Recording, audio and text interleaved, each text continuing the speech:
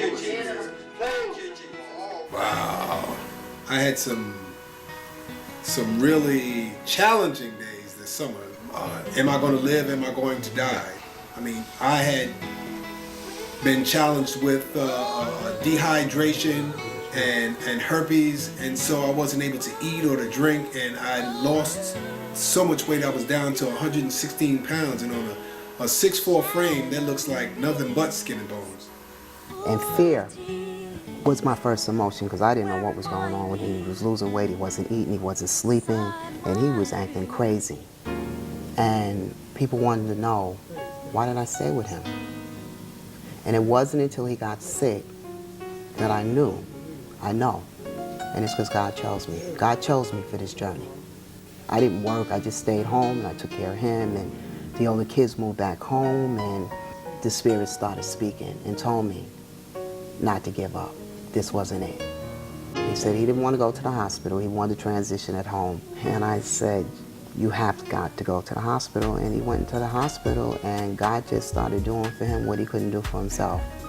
You know, we just started seeing him gain weight and started to eat. That's why I believe it is extremely important that we participate in our own survival, because if you don't participate in your own survival, then you're most certainly complicit in your own demise.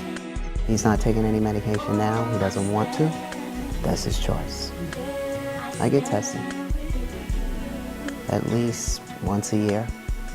You know, after 20 years of testing, and I know I'm not putting myself in harm's way. I know that condoms work, and I'm not willing to risk my life. What's important to me now is to take care of me. Take care of yourself, because people talk about the physical, but nobody talks about the emotional. And there is an emotional piece to this virus. And the persons that are affected go through the same things that the person that's infected goes through. Because when Reggie goes through a mood swing, we all go through a mood swing. Tell them to take a good look at their father, who is fighting to live every day,